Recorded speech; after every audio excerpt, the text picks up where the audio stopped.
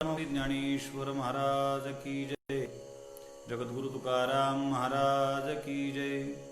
समर्थ सद्गुरु श्री गजानन महाराज की जय। भास्कर महाराज की जय। गौरीशंकर महाराज कंसचानूरमर्दनम देवकी परमानंदम कृष्णं वंदे जगद्गुरुं।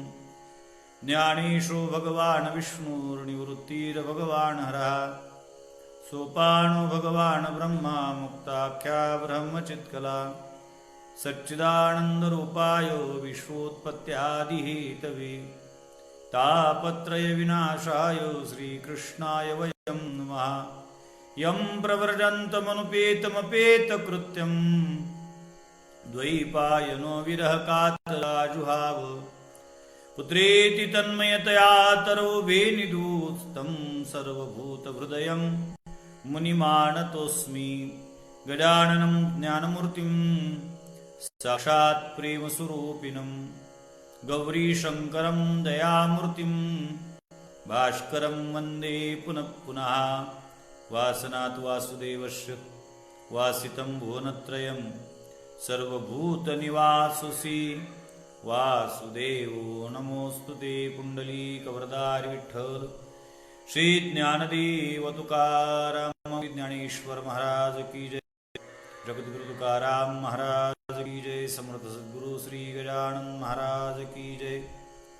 सद्गुरु श्री गोपाल कृष्ण भगवान कौंडण्यपूर निवासी जगज्जननी जगन्माता विदर्भ कन्या देवी ज्ञानियांचे राजयोग्यांची माऊली यश असणारे ज्ञानोबाराय जगद्गुरु तुकोबाराय। त्याचप्रमाणे तडचे बालयोगेश श्रीगाव निवासी सम्राट संत सम्राट विधी सम्राट गजानन महाराज, त्यांचे अंतरंग प्राणप्रिय पट्टशिष्य श्री संत भास्कर महाराज गुरुशंकर महाराज तथा वारकरी कीर्तिभूषण वारकरी रत्न संत श्री वासुदेवजी महाराजांना नमस्कार करून फेसबुक लाईव्हच्या माध्यमातून मला श्रवण करणारा जो श्रोतृ समूह आहे त्यांना सुद्धा नमस्कार।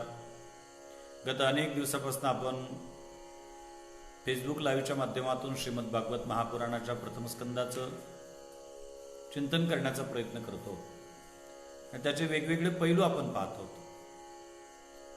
केवळ सलग कथा न पाहता त्याचे तात्पर्य त्याच्या कारणांची मीमांसा आपण करतो। त्या मीमांसेचाच एक भाग श्रीमद भागवताच्या प्रथम स्कंदामध्ये त्या 3 श्रोत्या वक्त्यांच्या ज्या जोड्या आल्या आहेत त्याचं आपण चिंतन करतो। पैकी तिसरी आणि प्रथम क्रमांकाची जोडी अवधूत शिरोमणी भगवान श्री शुकदेव आणि सप्तद्वीपावरती पृथ्वीचा एकछत्र सम्राट राजा परीक्षित ही उत्तम जोडी आहे। आणि यांना उत्तम जोडी का म्हणतात याची कारणांची मीमांसा पण गेल्या 2-3 दिवसात करतो। काल एक महत्वपूर्ण विषय आपण की या ठिकाणचा वक्ता ब्रह्मरात आहे आणि या ठिकाणचा श्रोता विष्णुरात आहे। कारण भागवत महात्म्यामध्ये भगवान शुकदेवांना ब्रह्मरात म्हणून संबोधल्या गेले आहे आणि परीक्षितीचं मूळ नावच विष्णुरात आहे। या विष्णुराताचं चिंतन आपण काल करत होतो। भगवान शुकदेवांना आईच्या उदरामध्ये असताना भगवान श्रीकृष्णांचं दर्शन आहे आणि राजा परीक्षिती सुद्धा तसाच भाग्यवान आहे। माता उत्तरेच्या प्रार्थनेवरून भगवान श्रीकृष्ण परमात्मा उत्तरेच्या गर्भामध्ये प्रविष्ट होतात आणि राजा परीक्षितीला संरक्षण देतात। मला एक महत्वपूर्ण विषयाची शंका निरसन आपल्यासमोर मांडायची आहे ती अशी, श्रीमद भागवत हे पुराण आहे आणि पुराण ही शिक्षा तंत्र असतात। महाभारत हा इतिहास आहे आणि इतिहास हा घटनातंत्र असतो। मला सांगितलं पाहिजे पुराणात आणि इतिहासात काय फरक असते।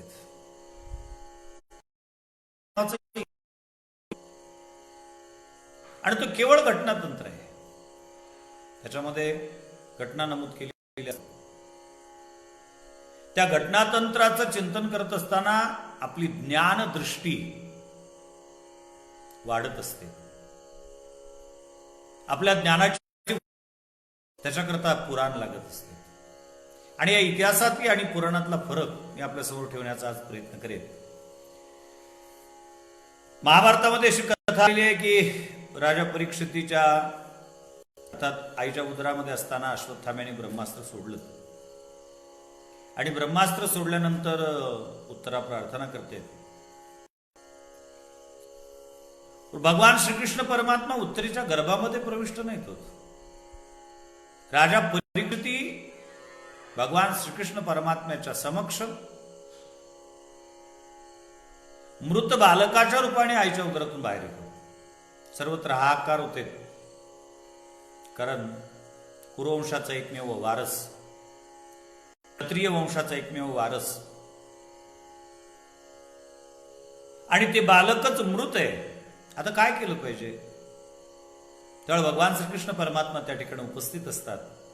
आणि भगवान श्रीकृष्ण परमात्म्याला सगळे लोक विनंती करतात, प्रार्थना करतात की केशव, तूच आतापर्यंत आम्हाला अनेक संकटातून वाचवलेलं. भीष्म द्रोण तटा जयद्रथ जला गांधार नीलोत्पला शल्यग्रहावती कृपेन वहनी करणेन वेलाकुला अश्वत्थाम विकर्ण घोर मकरा दुर्योधनावर्तिनी सोत्तीर्णा खलु पांडवैर नदी कैवर्तक केशवहा. एवढे मोठे सगळी यादीच त्याच्यात आहे. भीष्माचार्यासारखे, द्रोणाचार्यासारखे, विकर्ण आहे, अश्वत्थामा आहे, हे सगळेचे सगळे शत्रू असताना या शत्रूच्या तावडीतून वाचवणारा केशव तू आहेस. आणि आता हे फार मोठं संकट आहे, याच्यातूनही तू वाचवलं पाहिजे. मला सांगितलं पाहिजे की महाभारत इतिहास आहे आणि इतिहास चमत्काराला मानत नाही. पण इतिहासकाराची जी भाषा आहे ती फार सुंदर आहे. भगवान वेदव्यासच त्याही ग्रंथाचे लेखक आहेत आणि भागवताचे लेखकही भगवान वेदव्यासच आहेत. भगवान वेदव्यास ही घटना इतिहास असणाऱ्या महाभारत नावाच्या ग्रंथामध्ये ग्रथित करत असताना लिहितात की भगवान श्रीकृष्ण परमात्मा त्या ठिकाणी समोर येतात आणि भगवान श्रीकृष्ण परमात्मा समोर येऊन सर्वांच्या समक्ष प्रतिज्ञा करतात की महाभारत युद्धामध्ये कौरव आणि पांडवांमध्ये कुठल्याही पद्धतीचा पक्षपात जर मी माझ्या जीवनामध्ये केला नसेल, कुठल्याही पद्धतीची द्वैत भावना माझ्या अंतःकरणामध्ये जर नसेल, दोघांच्या संदर्भातली विषमत्वाची भावना जर माझ्या अंतःकरणात नसेल, तर त्या पुण्याच्या बलावर, त्या सामर्थ्याच्या बलावर हे मृत बालक पुनर्जीवित व्हावं अशा पद्धतीची प्रतिज्ञा करतात आणि ते बालक पुनर्जीवित होतं. हा इतिहास आहे. परंतु शिक्षातंत्र असणारं जे पुराण आहे ते पुराण मात्र थोडंसं वेगळ्या पद्धतीने सांगतात. भगवान आतमध्ये जातात, उत्तरेच्या गर्भामध्ये प्रविष्ट होतात. काल मी याचा विषयाचा उपभोग करत होतो, वेळेअभावी मला ते सविस्तर चिंतन मांडता आलं नाही. भगवान श्रीकृष्ण परमात्मा उत्तरेच्या गर्भामध्ये प्रविष्ट होतात याचा अर्थ काय? ज्या उदरामध्ये राजा परीक्षिती आहे त्याच उदरामध्ये जर भगवान जात असतील, भगवंताचं आणि परीक्षितीचं नातं आलं कोणतं? सम उदरता, एकाच उदरामध्ये म्हणजे भाऊ आहे. मी तुम्हाला अनेक उदाहरणं देईल. मला काही या दिवसापर्यंत हे विषय झाले पाहिजे असे प्रतिबंध आता नाहीयेत, मुक्त आहे मी. भगवान श्री ज्ञानोबराय ज्ञानेश्वरी नावाच्या ग्रंथामध्ये अमृताची खिल्ली उडवताना एक फार सुंदर शब्द प्रयोग करतात एका ओळीमध्ये. जे काळकुटाचे सहोदर, जे मृत्यू भेने प्याले अमर, ते दिहाचे पुरंदर 14 जाती. अमृताची इतकी खिल्ली माझ्या माहितीप्रमाणे अधिक कोणी उडवलीच नसेल. ज्ञानोबरांत अमृत म्हणजे काय? काळकुटाचे सहोदर. ज्या समुद्र मंथनातून अमृत बाहेर आलं, माफ करा, विष बाहेर आलं पहिल्यांदा, त्याच समुद्रातून अमृत बाहेर आलं सरते शेवटी.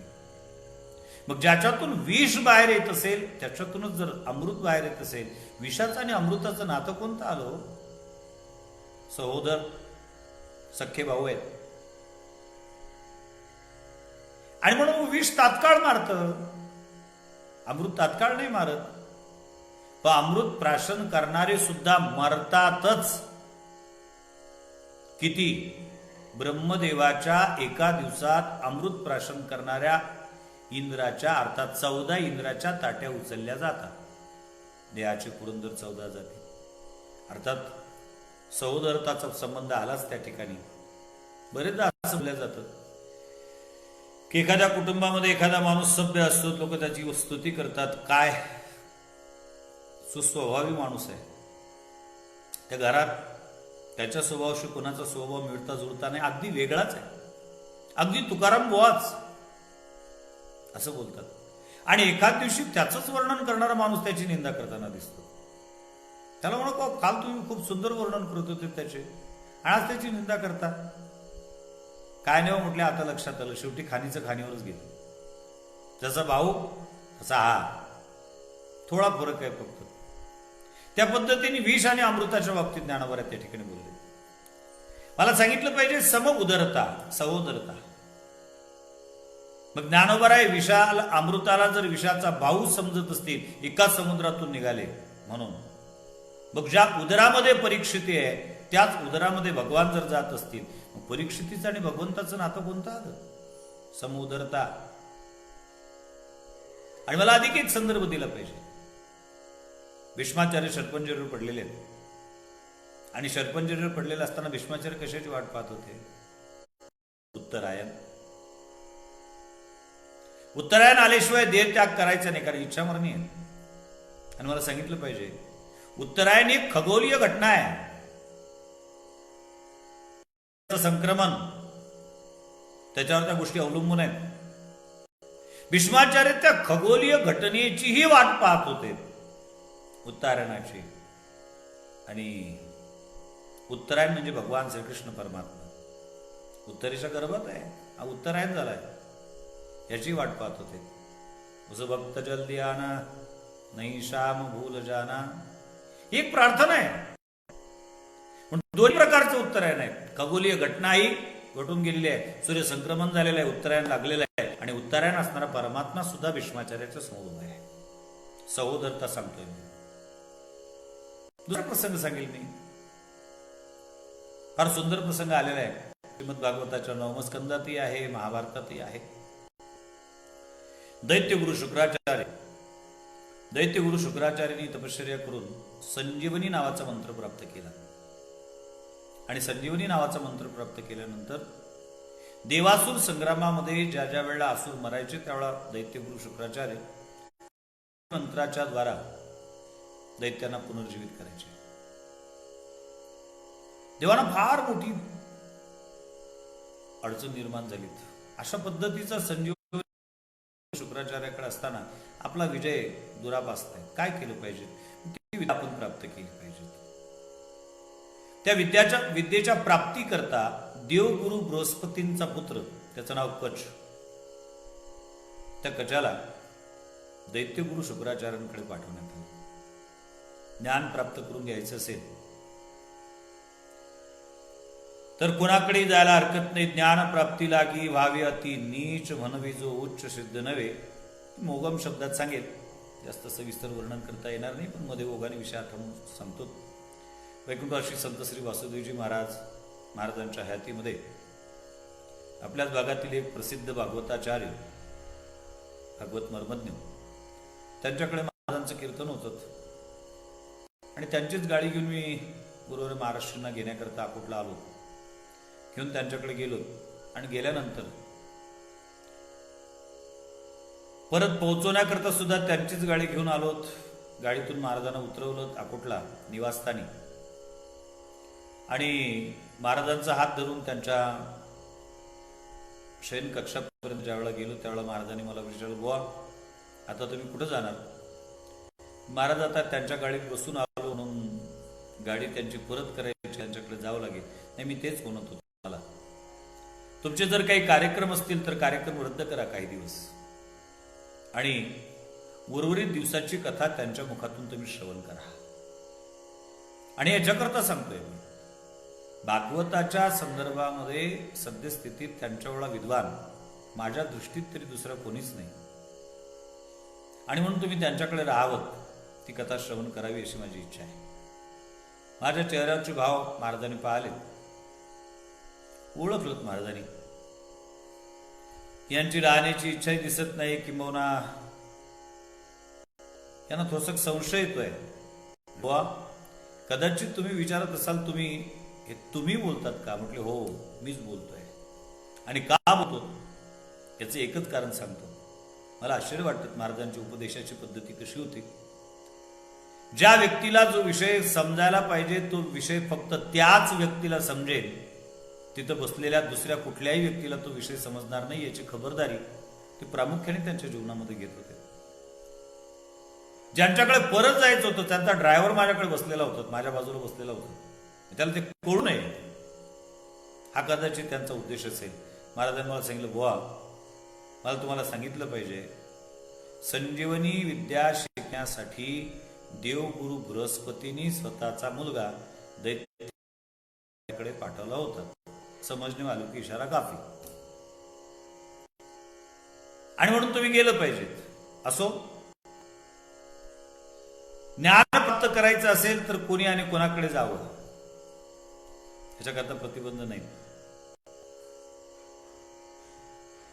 रामायणामध्ये, उत्तर रामायणामध्ये कथा आहे, पक्षी जाती माझारी गरुड तो मी अवधारी. भगवंतांच्या गरुडाचं वर्णन स्वतःची विभूती म्हणून केलं. वैनते यश पक्षी नहा, पक्षामध्ये गरुडी माझी विभूती आहे. आणि रामायणामध्ये ज्यावेळा सर्प सत्रातून सोडवण्याकरता गरुडजी आले नारदांच्या माध्यमातून, सर्प सत्रामधून प्रभू रामचंद्राला सोडवल्यानंतर रामचंद्र सुटले पण गरुड अडकला. का? कारण गुरु विचार करतो, आतापर्यंत त्याला आपण मालक समजत होतो, आता लक्षात आलं की यालाही सोडवण्याची ताकद आपल्यात आहे. भगवंताचं वैशिष्ट्य आहे, त्याला सगळं काही सहन होतं, अहंकार नाही. तिळबरी जरी होय अभिमान, मी ऋतो समान भारदेवा. मेरू पर्वतापेक्षाही भार होतो. म्हणून भगवान परमात्म्याने त्याचा अहंकार घालवण्याकरता गुरुडाला सांगितलं, गुरुळा तुला मी कोण आहे कळावा असं वाटत असेल तर तू काक भृशुंडीजीकडे गेलं त्याच्या. नवल याचा आहे, पक्षी जाती माझारी गरुड तो मी अवतारी, म्हणून या पाठीवरी वाहो शके माते. भगवान बोलले, पक्षी जातीच्या मध्ये गरुड ही माझी विभूती आहे, म्हणूनच तर मला पाठीवर वागवू शकतो तो. या सर्वश्रेष्ठ पक्षाला, पक्षात सगळ्यात हलकट पक्षी, पक्षीनाम चैव वायसा, कावळा, त्याच्याकडे पाठवतात. आणि कशा करता? ज्ञान प्राप्त करून घेण्याकरता. गेलेत गुरुजी, मला पुढचा विषय सांगायचा नाही, माझा प्रस्तावना विषयही नाही, मला केवळ दिग्दर्शन करायचं. त्या पद्धतीने देवगुरु बृहस्पतींचा पुत्र दैत्यगुरु शुक्राचार्याकडे जातोय. कशा करता? संजीवनी मंत्र शिकायचा आहे. महाभारतामध्ये कथा आहेत, शब्द संख्यावाचक शब्द प्रयोग आहे. अलीकडच्या काळामध्ये काही काही गोष्टी पटणं शक्य नाही, पण त्या अशक्य आहेत किंवा चुकीच्या आहेत असे नाही. त्यात 1000 वर्षपर्यंत अशी कथा आहे सेवा करण्याची. आज 2 दिवसाच्या वर सेवा करण्याची मानसिकता शिष्यांच्या अंतःकरणात नाही. एखादी गोष्ट शिकण्याकरता 1000 वर्षपर्यंत राहतो. हो, शिकण्याची जिज्ञासा असेल तर राहिलं पाहिजे, सेवा केली पाहिजे. कधी कधी रोचकताही असेल पुराणामध्ये, नाही असं म्हणत नाही. रोचकता म्हणजे एरवी गोळ्या औषध घेऊनही न येणारी निद्रादेवी, तिचं आक्रमण प्रामुख्याने कथा कीर्तनाच्या कार्यक्रमामध्ये होत असते. आणि तिला परतवायचं असेल तर अशा पद्धतीचे काही पात्र असतील, अशा काही कथा असतील, अशा काही शंका असतील, अशा काही संख्या असतील, याचा उहापोह केला जातो. कशाला भाग आहे? अगदी उदाहरण सांगेल आणि चालेल. हिवाळ्याचे दिवस आहेत, बापलेक अंगणामध्ये पेपर वाचतायत, उन्हाची पडली, वडिलाला तहान लागली आणि वडिलांनी पोराला असेल, बाळू जाबर पाणी आण.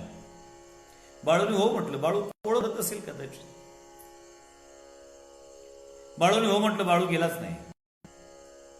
पुन्हा पण असेल, बाळू ऐकायला नाही आलं का? अरे मला तहान लागले, पाणी आण. बाळूने हो म्हटलं. पुन्हा बाळू उठलाच नाही. तिसऱ्यांदा बापाने त्याच्याकडे पाहिलं आणि बाप म्हणतो काय, 100दा सांगितलं तुला पाणी आण म्हणून. आता खरंच सांगा, 100दा सांगितलं का?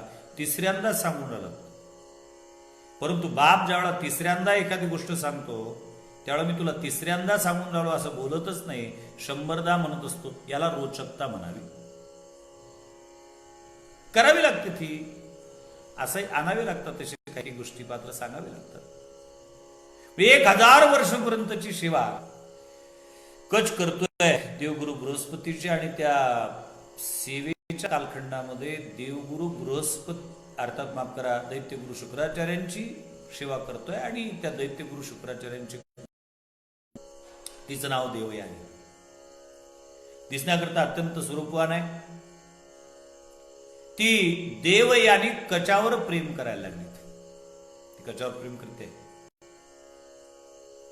कचाला माहित नाही, कच बहीण म्हणूनच प्रेम करतो तिच्यावर.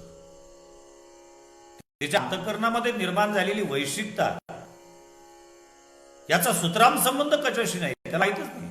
विद्यार्जन करण्याकरता आलेला आहे, त्याचं एकच लक्ष आहे, संजीवनी विद्या. दुसरं लक्षच नाही. अर्थात तो विद्यार्थी त्या काळातला होता म्हणून त्याचा दुसरा विषय नव्हता, दुसरं लक्ष नव्हतं.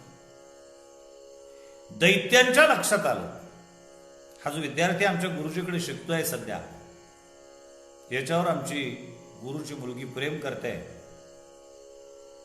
आणि काही विपरीत होण्याच्या अगोदर आपण त्याच्यातून मार्ग काढला पाहिजे. त्यांनी कचाला मारून टाकलं आणि कचाला मारून टाकून त्याचे तुकडे करून हिंस्र पशु पशवादिकांना चालून टाकले. देवयानीच्या लक्षात आलं. देवयानी रडत दैत्य गुरु शुक्राचार्याकडे गेली. सांगितलं, बाबा असं झालं, कचाला मारलाय तुमच्या शिष्याने. रडत आहे. रडत असताना दैत्यगुरु शुक्राचार्य म्हणतात, देवयानी आज रडण्याचं काय कारण आहे? माझ्याकडे संजीवनी मंत्र आहे, चिंता करू, मी त्याला पुनर्जीवित करतो. संजीवनी मंत्राच्या द्वारा त्याला जिवंत केलं. आवाहन, ए बाबा कचा ये. ज्यांच्या ज्यांच्या उदरामध्ये तो गेला होता त्यांचं उदर विदारण करून बाहेर आलं. दैत्याने आता विचार केला, पंचायत झाली, आता काय केलं पाहिजे? आता कायमस्वरूपी याच्यावर काहीतरी तोडगा काढला पाहिजे. आणि कायमस्वरूपी तोडगा काढण्याच्या दृष्टिकोनातून याने पुन्हा कचाला काहीतरी देव गुरु अर्थात देवपूजेकरता साहित्य म्हणा, वनस्पती म्हणा, आणण्याकरता वनामध्ये गेला असावा. त्याला मारून टाकलं. नुसतं मारलं नाही, जाळून टाकलं. नुसतं जाळलं नाही, वारुणी नावाच्या मदिरेमध्ये दैत्यगुरु शुक्राचार्यांच्या ग्लासामध्ये टाकून दिलं आणि गेला तो त्यांच्या पोटात. ती रक्षा.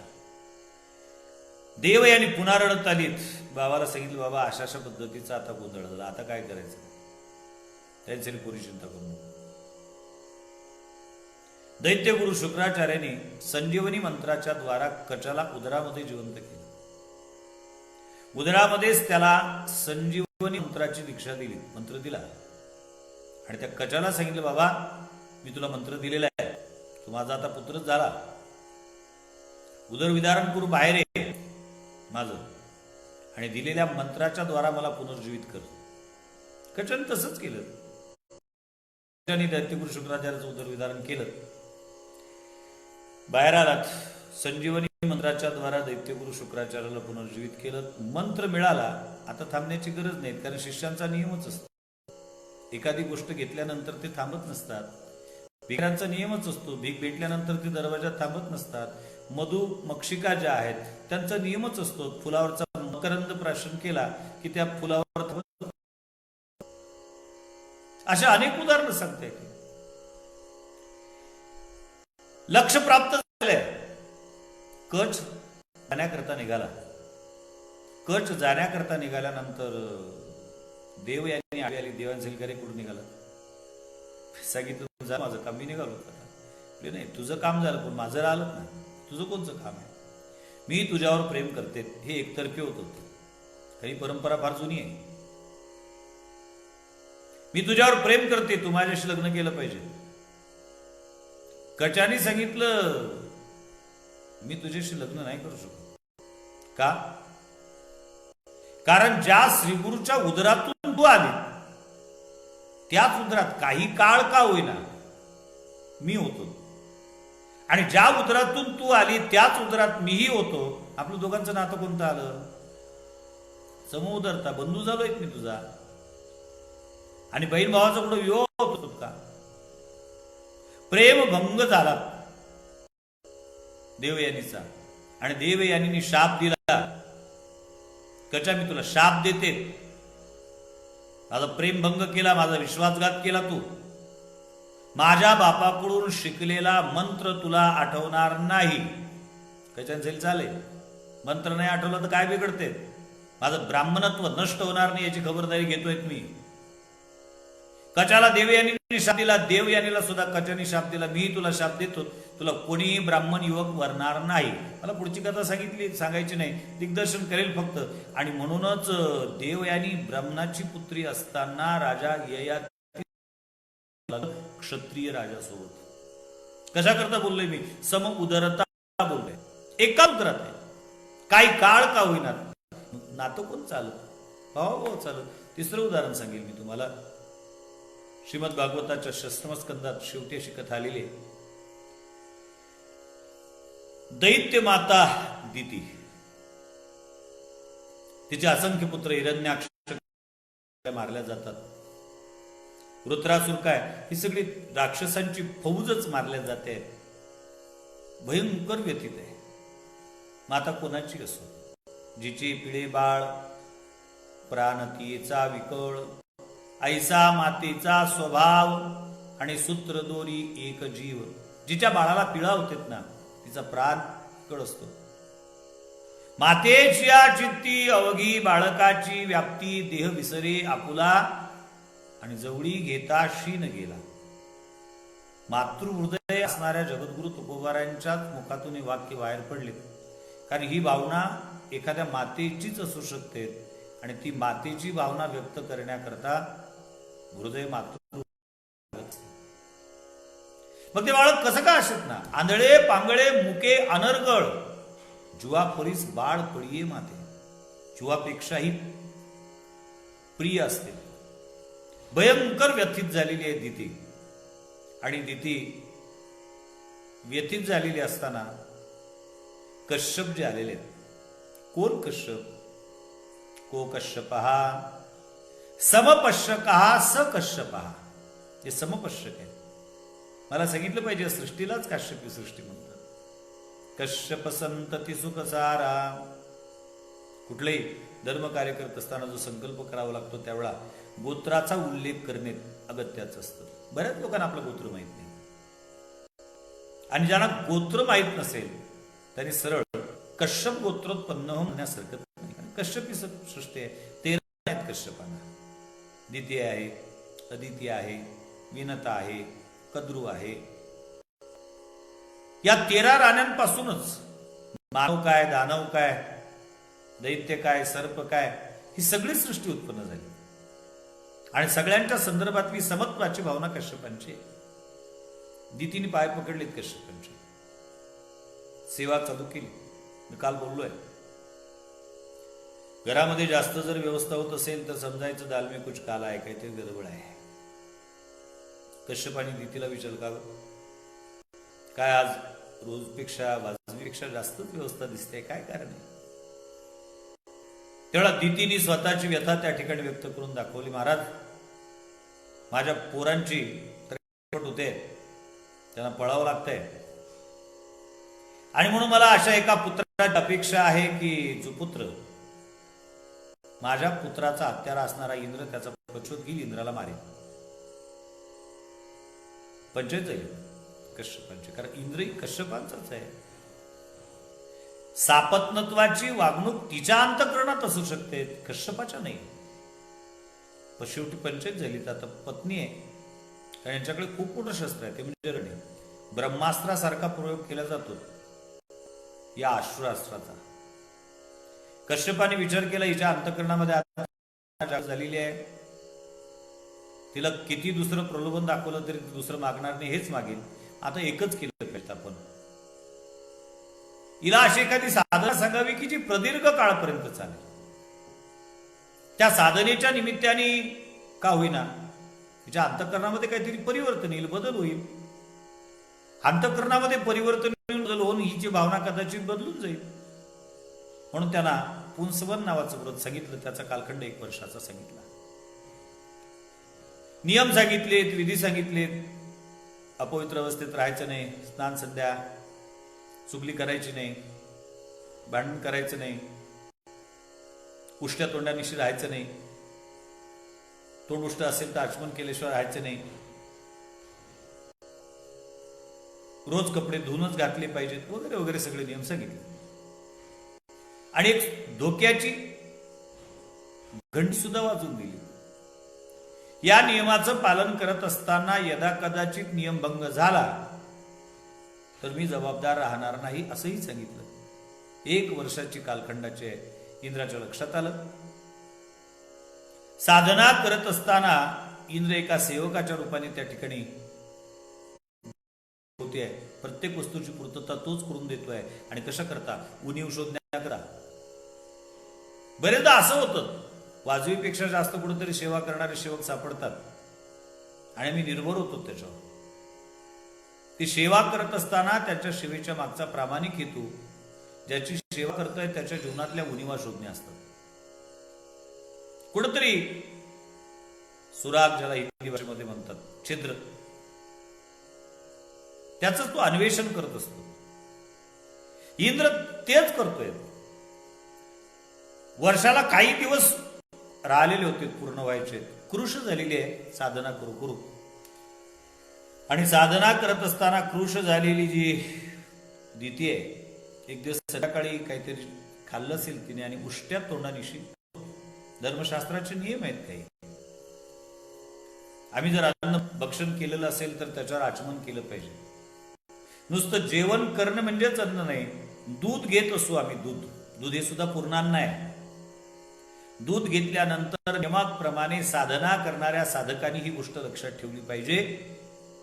त्याच्या साधनेचं फल त्याच्या पदरात पडावं असं जर त्याला वाटत असेल, ती साधना निष्फल होऊ नये असं जर त्याला वाटत असेल, तर त्यांनी दूध, नवे नवे चहा, त्याच्यातही दूध आहे, घेतल्यानंतर ओठ भिजण्या एवढं तरी पाणी घ्यावं. आचमन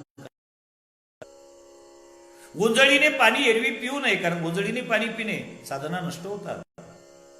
नियम केले पाहिजेत. दुर्दैव असतं आमच्या जीवनातलं. आम्हाला साधना करता येतात, पुण्यार्जन करता येतं, पण ते पुण्य टिकवता येत नाही आम्हाला. त्याची जपवणूक करता आली पाहिजे, ते होत नाही. आणि मग कुठेतरी साधनेच्या नावाने बोंबा मारत फिरत असतो. आम्ही एवढ्या साधना केल्या, आमच्या पदरात फल का पडलं नाही? अरे, पाण्याचा आऊत भरत असताना खालचा नळ चालू आहे की बंद आहे हे सुद्धा लक्षात ठेवलं नाही आणि वरून पाणी टाकतोय. पहिल्यांदा नळ पहा, कुठं तो फुटलेला आहे का आऊत हे पहा. नाहीतर पाणी टाकतोच आहे, ते पाणी त्याच्यातून वाहून जातेच आहे, उपयोग होणार नाही. लक्षात आलं इंद्राच्या, हिची उणीव लक्षात आली, झोपलेली आहे. इंद्राने दितीच्या उदरामध्ये प्रवेश केला. तिच्या उदरामध्ये प्रवेश केल्यानंतर उदरस्थ शिशु दैदिप्यमान तेजाने युक्त होते. वज्राने 7 तुकडे केले. रडत होते, मारू नको मारू नको म्हणून म्हणत होते. 7 तुकडे केले तरी ते जिवंतच होते. इंद्राने विचार केला, 45 झाले. पुन्हा वज्र घेतलं, पुन्हा त्याचे 7 तुकडे केले, 7 49, तरी ते जिवंतच होते. आता तुम्हाला पाहिलं पाहिजे, विज्ञानाची बरीच प्रगती झाली. डिस्कवरी नावाचं चॅनल पाहत असताना तुम्हाला दिसेल असे बरेच जीवजंतू आहेत की त्यांचे तुकडे जरी केले तरी ते जिवंत राहतात आणि त्याची प्रजोत्पत्ती पुढे चालूच असते. इंद्राने विचार केला की आता यांना पुन्हा तुकडे करणे म्हणजे आपल्या शत्रूची वाढ करून घेणे. त्यांनी सुद्धा प्रार्थना केली, बाबा आम्हाला मारू नको, आम्ही वैरी नाही, आम्ही तुझे सेवक म्हणून. आनंद वाटला इंद्राला. ते 49 अधिक 50 इंद्र बाहेर दितीच्या समोर उभा राहिला आणि दितीला विचारतो, आई ओळखलं? कोण? मी इंद्र. तू इथून कसा आला? सगळी हकीकत सांगितली इंद्राने, निसंकोचपणे सांगितलं. आई, असं झालं होतं, या कारणाकरता मी उदरामध्ये गेलो होतो. त्या पुत्रांना मी मारू शकलो नाही. ते 149 झाले. परंतु आता हे देव आहेत, मी यांना स्वर्गामध्ये घेऊन जाईल. त्या 49 बरोबर मीही तुझ्याच उदरातून बाहेर आलो. मग आजपासून मी तुझा सावत्र नाही, सख्खा मुलगा आहे, सख्खा. असं म्हटल्याबरोबर दितीच्या अंतःकरणातील इंद्राच्या संदर्भातली जी काही विपरीतत्वाची भावना होती, क्रोध होता, तो क्रोध संपुष्टात आला आणि मरुद गणांना घेऊन इंद्र स्वर्गामध्ये निघून गेला. 49 प्रकारचे वायू आहे. कशा करता बोलतोय? काही काळापुरता वैराच्या बुद्धीने त्या उदरस्थ शिशूंना मारण्याकरता इंद्र जर दितीच्या उदरात गेला असेल आणि तो जर दितीचा पुत्र म्हणून ओळखला जात असेल, तर परीक्षितीच्या रक्षणाकरता भगवान परमात्मा उत्तरेच्या गर्भामध्ये जातात आणि परीक्षितीचं रक्षण करतात. मग काय अडचण आहे भगवान परमात्मा परीक्षितीचा भाऊ मानण्याची? काय अडचण आहे समउदरता मानण्याची? एकाच उदरात होते. आणि म्हणून भगवान श्रीकृष्ण परमात्म्याच्या सहकार्याने म्हणा किंवा भगवान श्रीकृष्ण परमात्म्याच्या आशीर्वादाने राजा परीक्षित अश्वत्थाम्याच्या ब्रह्मास्त्रापासून रक्षित झाला आणि आईच्या उदरातून बाहेर आला. याचं नाव आहे विष्णुरात. याला विष्णुरात म्हटले गेले. श्रोता विष्णुरात, वक्ता ब्रह्मरात आहे. दोन्ही त्या अधिकाराच्या, दोन्ही त्या योग्यतेच्या. जाता जाता एवढंच बोलेल आणि थांबेल. मग विष्णुरात असताना परीक्षिती का म्हटलं गेलं? परीक्षिती म्हणण्याचे 2 कारण आहेत. त्याच्यातलं पहिलं कारण आहे, महाभारत युद्धामध्ये 18 अक्षौणी सैन्य मारले गेलं. 7 अर्जुनाकडचं, 11 दुर्योधनाकडचं. कोण होते ते? काही गावमामा होते का? हॉटेलमध्ये कब्बशात होणारे होते का? सगळे अतिरथी महारथी होते, ते सगळे मारले गेले. ही क्षीण होत चाललेली जी क्षिती नाम पृथ्वी, या क्षीण होत चाललेल्या क्षितीचं रक्षण करणारा एकमेव क्षत्रियाचा वारस वंशज त्यावेळेला जन्माला आला आणि त्यांनी या क्षितीचं रक्षण केलं. म्हणून त्याचं नाव परीक्षिती. हे टोपण नाव आहे, उपाधी आहे. बाळ गंगाधर टिळक उपाधी लोकमान्य, मोहनदास करमचंद गांधी उपाधी, ज्योतिबा फुले उपाधी महात्मा, विनायक दामोदर सावरकर उपाधी स्वातंत्र्यवीर. अशा उपाधी आहे. तशी हे उपाधी आहे परीक्षिती, क्षीण होत चाललेल्या क्षितीचं रक्षण करणारा म्हणून. आणि दुसरं कारण, हा जन्माला आला आणि जन्माला येताबरोबर अवतीभोवती असा नजर टाकतोय. कोणाला शोधतोय? मी माझ्या आईच्या उदरामध्ये असताना ज्याने मला संरक्षण दिलं तो या गर्दीमध्ये कुठं दिसत नाही. कुठं आहे? त्याचं परीक्षण करतो. कोणाचं? उदरामध्ये ज्याने दर्शन दिलं त्याचं. आणि म्हणून त्याचं नाव परीक्षिती ठेवण्यात आलं. अशा पद्धतीने श्रोता परीक्षिती आहे आणि अधिकारी वक्ते भगवान शुकदेव आहेत. अधिक उर्वरित काही चिंतन वेगळ्या पद्धतीने, वेगळे एक पैलूनी उद्याच्या सत्रामध्ये करू. झालेली सेवा संतांच्या तथा गुरुवरांच्या चरणी समर्पित करतो. आणि आज योगायोगाने संत शिरोमणी वैराग्याचे महामेरू गोरोबा काका यांची पुण्यतिथी आहे. म्हणून झालेली सेवा चरणी समर्पित करून वाणीला या ठिकाणी पूर्णविराम. पुंडली कबरदारी विठ्ठल.